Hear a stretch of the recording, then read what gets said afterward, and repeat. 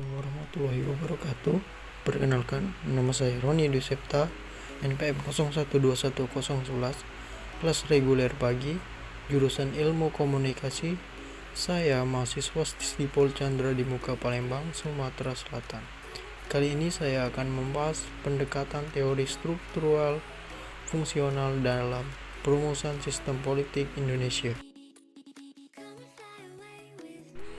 Penelusuran arahan teori struktural fungsional dalam sistem politik Indonesia. 1.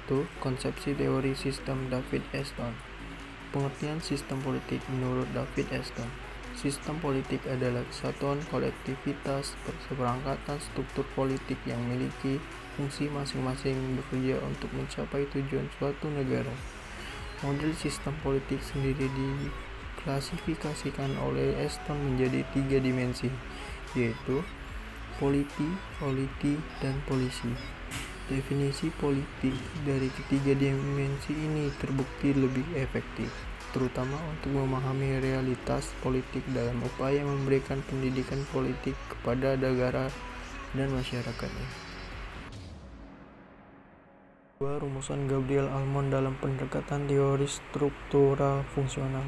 Almond 1999 mendefinisikan sistem sebagai suatu objek, memiliki bagian yang dapat digerakkan, berinteraksi di dalam suatu lingkungan dengan batas tertentu.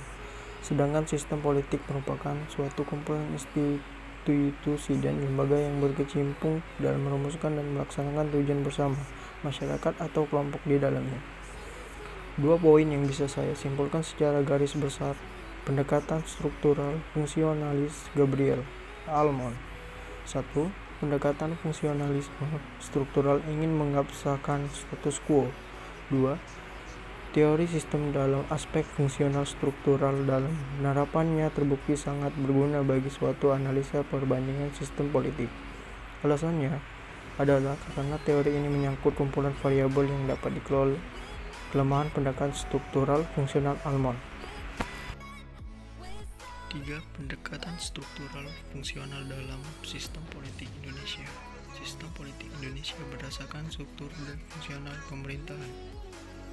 Sistem politik Indonesia diartikan sebagai kumpulan atau keseluruhan berbagai kegiatan dalam negara Indonesia yang berkaitan dengan kepentingan umum termasuk proses penentuan kebijakan.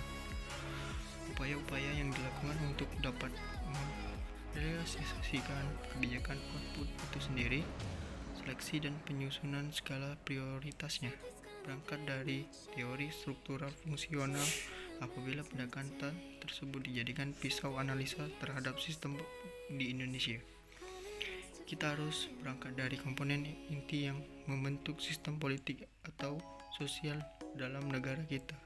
Bangsa Indonesia adalah suatu sistem sosial besar yang terbentuk karena adanya konsensus nilai-nilai yang disepakati oleh seluruh komponen sistem.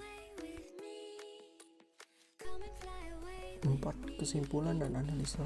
Dari rangkuman tulisan di atas bisa ditarik kesimpulan bahwa dalam mempelajari sistem politik di Indonesia di masa sekarang perlu mengaruhi peranan institusi dalam masa transisi pemerintahan Indonesia. Kegagalan sistem dalam pendekatan yang menggabungkan struktural, fungsional, dan sejarah bukan merupakan tanggung jawab individu sebagai aktor penggerak lembaga, akan tetapi lebih karena yang secara turun-temurun diwariskan atau didoktrinasikan kepada sistem yang diterapkan. Penjelasan dari saya, bila ada salah, saya mohon maaf. Saya pamit. Wassalamualaikum warahmatullahi wabarakatuh.